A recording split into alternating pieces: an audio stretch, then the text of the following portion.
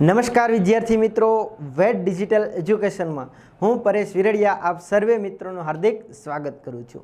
મિત્રો, આપણે જોઈ રહ્યા છીએ ધોરણ 9 વિષય સામાજિક વિજ્ઞાન, જેમાં પાઠ 12 ભારતીય લોકશાહી, જેમાં આપણે આગળ એક મહત્વની પ્રશ્નની ચર્ચા કરી ગયા છીએ કે ભાઈ લોકમત એનું મહત્વ શું છે એની ચર્ચા કરી ગયા છીએ। એ પ્રશ્ન ન જોયો હોય તો તમે પ્લેલિસ્ટમાં જઈને જોઈ શકો છો।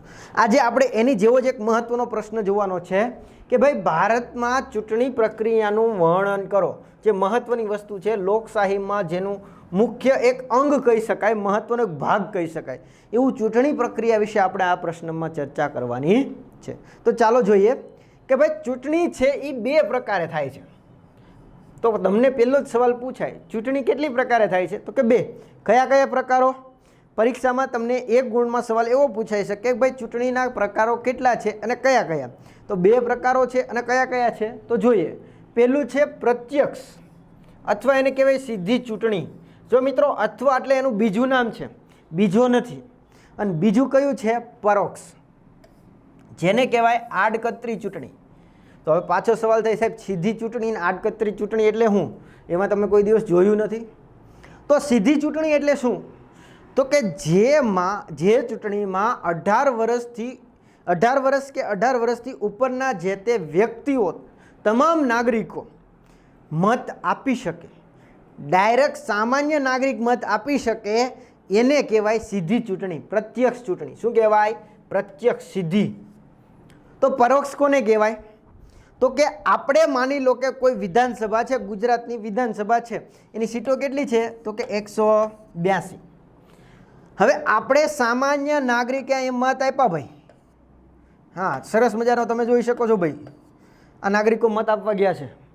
હા, તો આ નાગરિકોએ મત આપીને આ 182ની ચૂંટણી કરી। કેટલાની? 182ને જીતાડ્યા। હવે આને આપણે શું કીધું? પ્રત્યક્ષ ચૂંટણી અથવા સીધી ચૂંટણી। પણ હવે જે આ 182 આવા ગુજરાતમાં 182 છે, અલગ અલગ રાજ્યમાં અલગ અલગ હોય, જેમ કે ઉત્તર પ્રદેશમાં 403 સમથિંગ છે, એટલા જનરલી છે। તો આ લોકોને ઉત્તર પ્રદેશના નાગરિકો મત આપશે। તો આવી રીતના જેટલા ચૂંટાયેલા છે, હવે આ લોકો મત આપીને જેને ચૂંટે એને કહેવાય પરોક્ષ। કેવા કહેવાય? પરોક્ષ અથવા આડકતરી ચૂંટણી। Okay, clear? તો આ એક બે મહત્વની બાબતો ખાસ સમજો। સીધી ચૂંટણી એટલે પ્રત્યક્ષ, અને પરોક્ષ કોને કહેવાય એ બે વિશે વાત જોઈ। અહીંયા તમે જોઈ શકો છો, એ મશીન છે। તમારા વાલી જ્યારે મત દેવા જતા હશે ત્યારે તમે પૂછજો કે ભાઈ ત્યાં કેવું હોય વ્યવસ્થા। તો આવી રીતના, અથવા તમે ધોરણ 12 પૂરું કરશો પછી પણ તમારે 18 વર્ષ પૂરા થઈ જશે તો તમારે પણ ચૂંટણીમાં મત આપવાનો અધિકાર મળી જશે।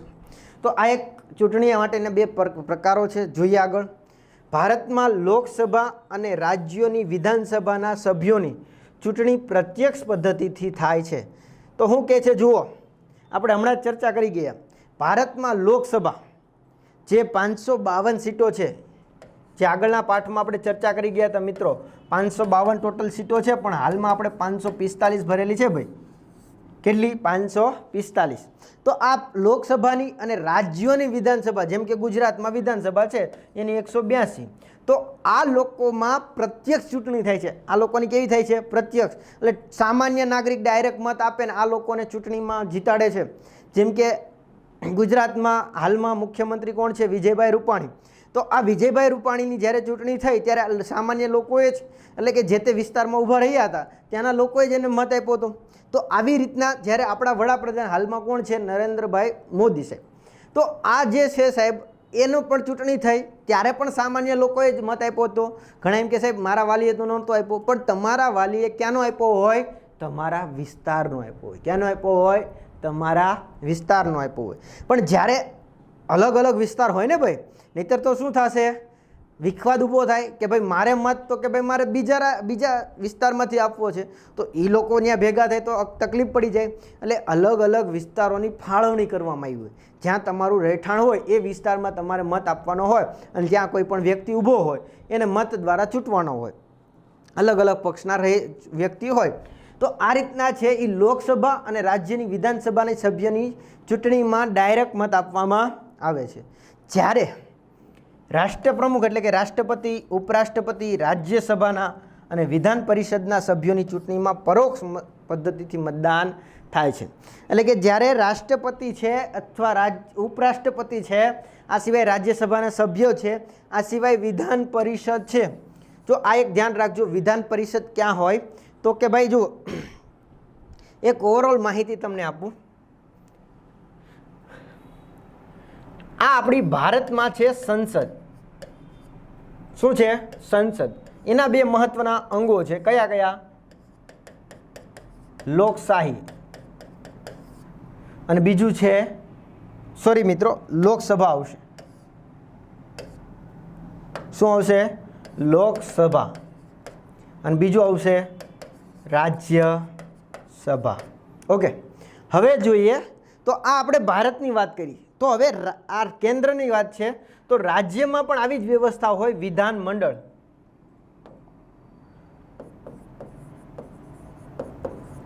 વિધાન મંડળ શું હોય? વિધાન મંડળ. એમના પણ બે ભાગ હોય, વિધાન સભા અને વિધાન પરિષદ. ક્લિયર? તો આવી રીતના વિધાન પરિષદ ક્યાં હશે? અહીંયા. હવે તમને એ કહી દઉં, ગુજરાતમાં આપણે ગુજરાતની વાત કરીએ, ગુજરાતમાં રહીએ છીએ, તો ગુજરાતમાં માત્ર મિત્રો વિધાનસભા છે, વિધાન પરિષદ છે નહીં. કેમ? તો કે વિધાન પરિષદ ફરજિયાત હોતી નથી.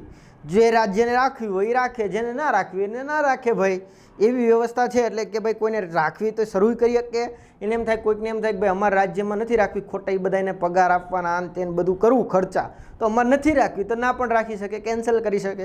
એ આપણી બંધારણમાં વિશેષ જોગવાઈ છે. આપણે ક્યારેક ફ્રી હશું ત્યારે અથવા કોઈ એવો ટોપિક આવશે ત્યારે ડીપમાં ચર્ચા કરીશું. પણ અત્યારે આપણે એટલું સમજીએ કે ભાઈ વિધાન પરિષદ ટોટલ કેટલા રાજ્યમાં છે એ તમારે કોમેન્ટ બોક્સમાં જણાવવાનું છે. હાલના ભારતના જે 28 રાજ્યો છે અને 9 કેન્દ્ર શાસિત પ્રદેશ છે. કેટલા? 28 રાજ્યો અને 9 કેન્દ્ર શાસિત પ્રદેશ. તો આ 28 રાજ્યો છે અને 9 કેન્દ્ર શાસિત પ્રદેશ છે. એટલામાંથી ભારતના કયા કયા રાજ્યમાં વિધાન પરિષદ છે, વિધાન પરિષદ, એ તમારે અવશ્ય કોમેન્ટ બોક્સમાં જણાવવાનું છે. હવે આપણે પાછા અહીંયા આવી જઈએ.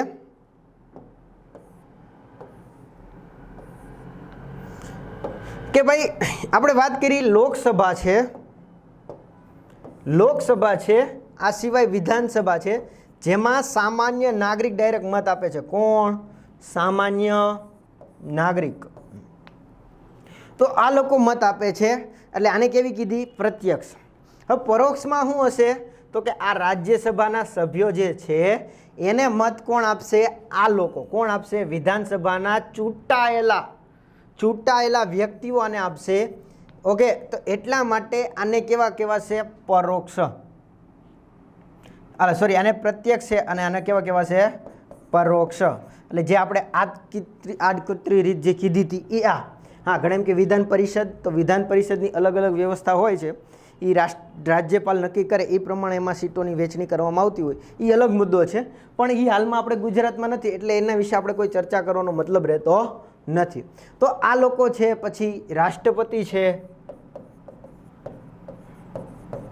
પછી ઉપરાષ્ટ્રપતિ છે. તો આ બધા જે છે ને એની ચૂંટણીમાં આ વિધાનસભા ગુજરાતની એક જ નહીં, તમામ રાજ્યોની વિધાનસભાના ચૂંટાયેલા સભ્યો છે એ મત આપે. ઇવન લોકસભામાં સભ્યો પણ આ બેની ચૂંટણીમાં મત આપે છે. તો આ વ્યવસ્થા છે એ કંઈક જોવા મળે છે. તો આ કેવા છે? આ પ્રત્યક્ષ અને પરોક્ષ. જો અહીંયા તમને આખી ચૂંટણીની પદ્ધતિ કીધી, પણ આપણે ઇઝીલી એ રીતના સમજી શકીએ. આગળ વધીએ.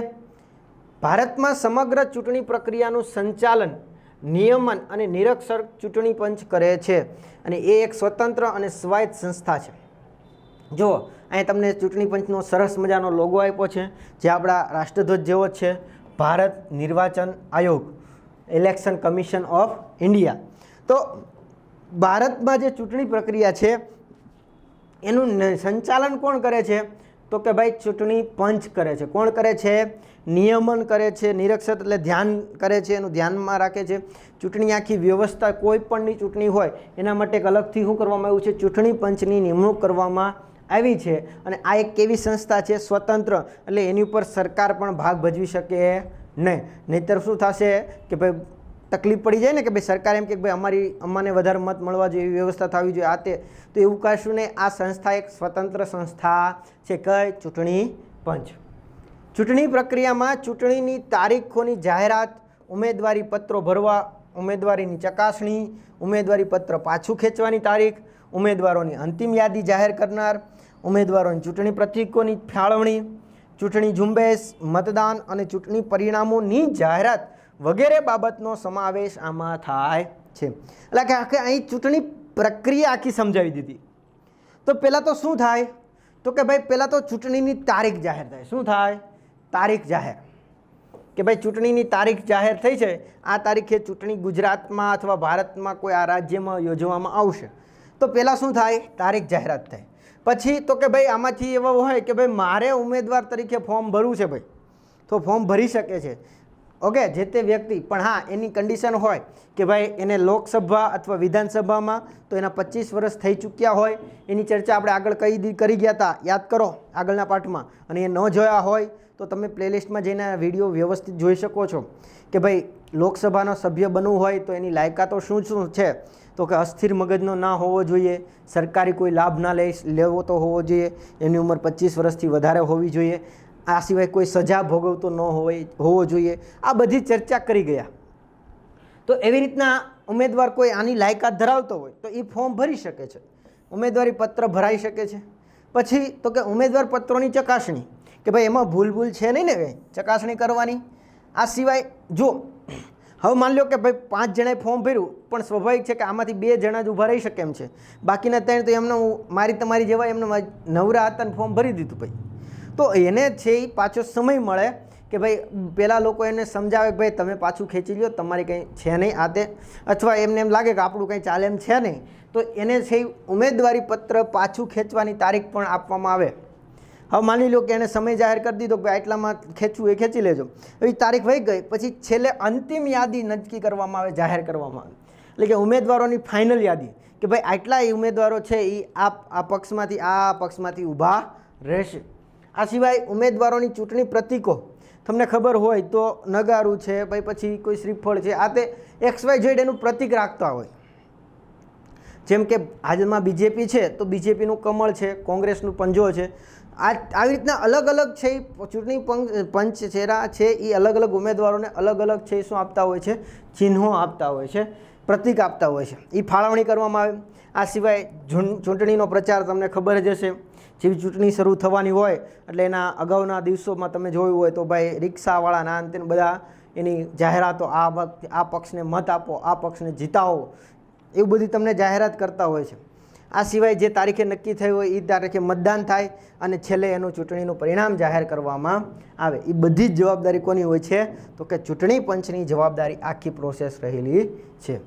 આ સિવાય ચૂંટણીમાં ભાગ લેતા દરેક રાજકીય પક્ષ અને અપક્ષ ઉમેદવારો પોતાના ચૂંટણી ઢંઢેરો જાહેર કરી શકે છે અને તેમાં તેઓ તેમની આર્થિક, સંરક્ષણ અને વિદેશી નીતિ વિશે તેમની કામગીરી તેમજ દેશની જુદી જુદી સમસ્યાઓ અંગે તેમનું વલણ સ્પષ્ટ કરે છે. એટલે કે શું કહે છે કે ભાઈ ચૂંટણીમાં ભાગ લેતા કોઈ પણ પક્ષ હોય, રાજકીય પક્ષ, કોઈ મોટો પક્ષ હોય અથવા કોઈ અપક્ષનો સામાન્ય વ્યક્તિ ઊભો રહ્યો હોય તોય, તો આ વ્યક્તિઓને પોતાનો ઢંઢેરો, જાહેરાત તમે જોઈ શકો છો ભાઈ, ચૂંટણી પ્રચાર સરસ મજાનો અહીં આપેલો છે, તો આ જાહેરાત કરી શકે છે. આ સિવાય સાથે સાથે પોતે આગળ કેવા કામ કર્યા છે. જો સત્તાધારી પક્ષ હોય તો સ્વાભાવિક છે કે એણે આગળ પક્ષમાં પોતાનું શાસન જમાવેલું જ હતું, તો એણે આગળના વર્ષોમાં કયા કામો કર્યા છે. આ સિવાય તો કે એમણે સંરક્ષણ બાબતે કેવા કામ કર્યા, આર્થિક ઇકોનોમિક ક્ષેત્રે કેટલાક કામ કર્યા, વિદેશ નીતિમાં કેટલાક કામ કર્યા, આવી બધી વાતો એ પોતે રજૂ કરી શકે છે, લોકોને સ્કીમ આપી શકે છે. મેન વસ્તુ કહીએ તો લોકોને સ્કીમ આપી શકે, ભાઈ અમે આવા કામ કર્યા છે ને આગળ આવા કામ કરતા રહીશું. આ સિવાય જો માની લો કે કોઈ બીજો પક્ષ કે જે સત્તામાં નહોતો, એ પક્ષ શું કહેશે કે ભાઈ અમે આવશું તો આવા આવા વસ્તુ કામ કરીશું, આ ટોપિક ઉપર કામ કરીશું અને લોકોને સામાન્ય જે લોકોને છે એ સારી રીતના જીવન જીવી શકે એવી વ્યવસ્થાનું નિર્માણ કરાવીશું. આ તે વ્યક્તિઓ જે તે વ્યક્તિઓ છે એ લોકો પોતાની જાહેરાતો છે એ કરી શકે છે, વાદાઓ કરી શકે છે. જોકે તમને ખ્યાલ છે ને મને ખ્યાલ છે ક્યારેય પૂરા થતા નથી, પણ આ જ્યારે ચૂંટણીમાં જીતવું હોય ત્યારે આવી બધી સ્કીમો આપતા હોય છે. તો આ રીતના એ કરી શકે છે ભાઈ. ચૂંટણી ઝુંબેશના સભા સરઘસો, પ્રવચનો, મતદારોનો અંગત સંપર્ક, રેડિયો અને ટેલિવિઝન પર પ્રચાર વગેરે સમાવેશ થાય છે. એટલે કે જે ચૂંટણી ઝુંબેશમાં છે એ સભા સરઘસો કરવામાં આવે. તમે જોઈ શકો છો સરઘસ કાઢવામાં આવ્યું છે. આ સિવાય જુદી જુદી જગ્યાએ સભાઓ કરવામાં આવે, પ્રવચનો કરવામાં આવે, ભાષણો કરવામાં આવે. આ સિવાય મતદારોની અંગત સંપર્ક કરવામાં આવે, ખાનગી સંપર્ક. આ સિવાય રેડિયો અને ટેલિવિઝન દ્વારા પણ છે એ શું કરવામાં આવતી, જે તે પક્ષની છે એ જાહેરાત કરવામાં આવતી હોય છે. ચૂંટણી પંચ નિશ્ચિત તારીખોએ ચૂંટણી યોજે છે. એટલે કે જે ચૂંટણી પંચે જે તારીખ જાહેર કરી હોય કે ભાઈ લોકસભાની છે તો આ તારીખે મતદાન હશે અથવા ચૂંટણી રહેશે, અને વિધાનસભાની છે તો આ તારીખે ચૂંટણી રહેશે, એવી અલગ અલગ છે એ તારીખો નક્કી કરી હોય એ તારીખ પ્રમાણે છે એ શું કરવામાં આવતું હોય છે તો કે મતદાન કરવામાં આવતું હોય છે. ચૂંટણી પૂરી થયા પછી મતોની ગણતરી કરીને પરિણામો જાહેર કરવામાં આવે છે અને વધુ મત પ્રાપ્ત કરનાર ઉમેદવારોને વિજેતા જાહેર કરવામાં આવે છે. એટલે કે ચૂંટણી પતી ગઈ પછી શું થાય તો કે ભાઈ જે મત જે પડેલા છે, જે ચૂંટણીના તારીખ જે તારીખ હતી એ તારીખે મત થયા છે એની ગણતરી કરવામાં આવે અને એ ગણતરી અંતર્ગત જેમને વધુ મત હોય, ફોર એક્ઝામ્પલ કોઈને 1000 મત પડ્યા છે અને કોઈને 1050 મત પડ્યા છે, તો વિજેતા કોણ ગણાશે? એટલે કે જેમને વધારે મતો છે એ મળેલા હોય તો એમને વિજેતા જાહેર કરવામાં આવશે. એ ઉમેદવારોને વિજેતા તરીકે જાહેર કરવામાં આવશે. તો મિત્રો આ આપણે આખી વાત કરી ચૂંટણી પ્રક્રિયા કઈ રીતના હોય એની સંપૂર્ણ માહિતી લીધી, અને આ જ વસ્તુ તમે તમારા વાલીને પણ પૂછી શકો છો અને સરળતાથી તમને આ ટોપિક છે એ યાદ પણ રહી શકે છે. અને પરીક્ષામાં પૂછાય તો વ્યવસ્થિત લખો તો એમાં પણ તમને પૂર્ણ ગુણ મળી શકે છે.